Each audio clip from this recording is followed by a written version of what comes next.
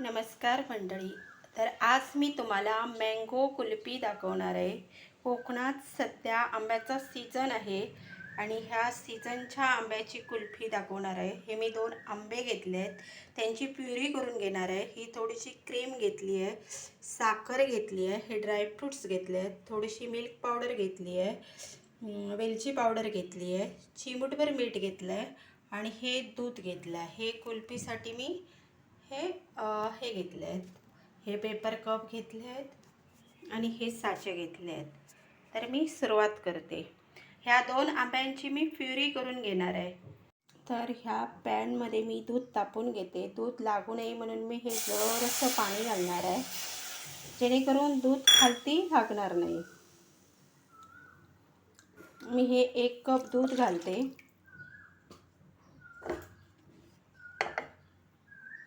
हे थोडंसं गरम करून घेते.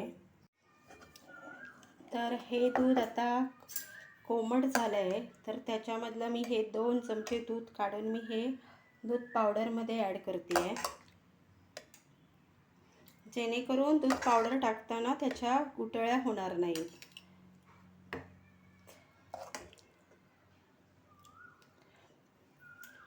याच्यामध्ये मी साखर ॲड करून घेते.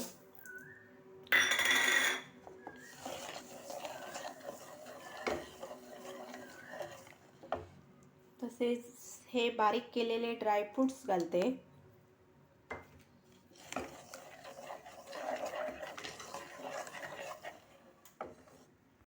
तर ही साखर आणि दूध थोडं वितळलेली आहे. साखर आणि दूध थोडंसं घट्ट झालं आहे.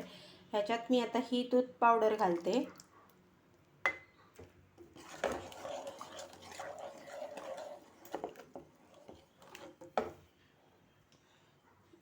तुम्ही दूध पावडरच्या ऐवजी दुधावरची जी साय असते ती घालू शकता. दूध पावडर घालायलाच पाहिजे असं काही नाही, आणि नाही घातली तरी चालते. ही वेलची पूड घालते आहे.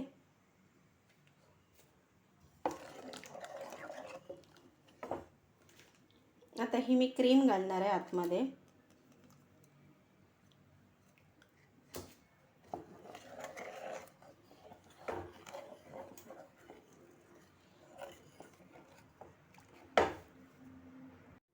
तर हे मिश्रण आता पूर्णपणे असं गाढं झालं आहे.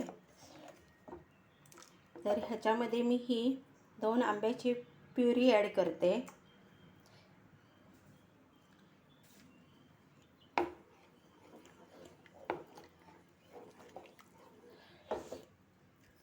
आणि त्याचवेळी मी हे चिमूटभर मीठ टाकणार आहे. आता तुम्ही म्हणाल मीठ कशाला टाकता, तर कोणत्याही गोडाच्या पदार्थात जर चिमूटभर मीठ टाकलं तर त्या पदार्थाची टेस्ट अजून वाढते. आणि जर कदाचित साखरेचं प्रमाण वगैरे कमी झालं तर ते बॅलन्स होतं.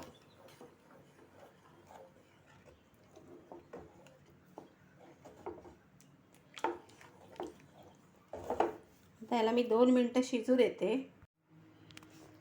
तर असं हे माझं कुल्फीचं मिश्रण तयार झालं आहे. तर मी ह्याला पूर्णपणे थंड करून घेते.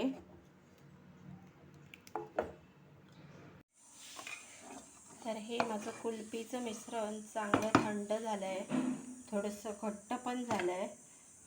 तर मी हे कुल्फीच्या मोडमध्ये भरून घेते.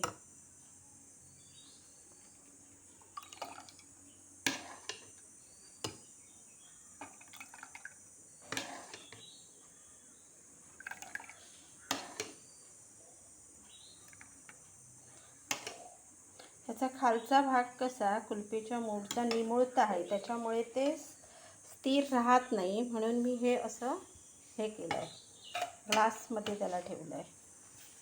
तर मी हे बाकीचे सुद्धा माझ्याकडे हे कुल्फीचे साचे आहेत, त्याच्यामध्ये घालून मी भरून घेते.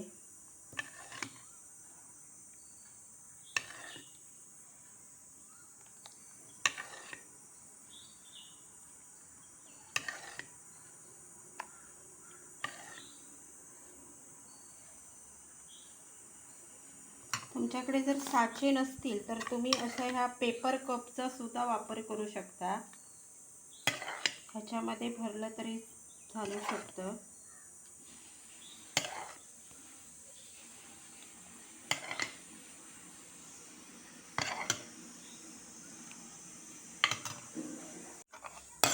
हे छोटं ग्लास आहे, त्याच्यामध्ये सुद्धा मी भरून घेणार आहे.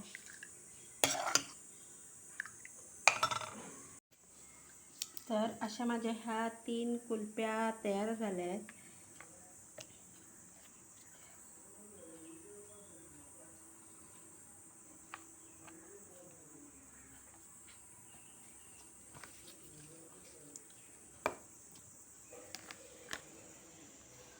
ह्या मी आता 8 तासासाठी फ्रीजरमध्ये ठेवणार आहे.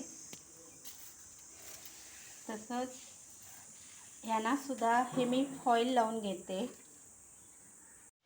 तर ह्यांना मी फॉईल लावून रब्बल लावून घेतला आहे आणि ह्याला असा सुरीने वरती कट केला आहे, छेद दिला आहे. त्याच्यामध्ये मी हे आईस्क्रीमच्या स्टिक घालणार आहे.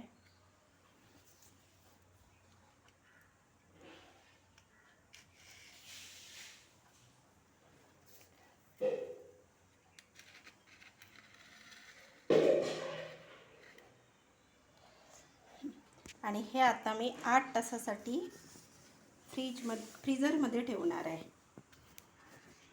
तर हे मी आता कुल्फी डिमोल्ड करून घेते.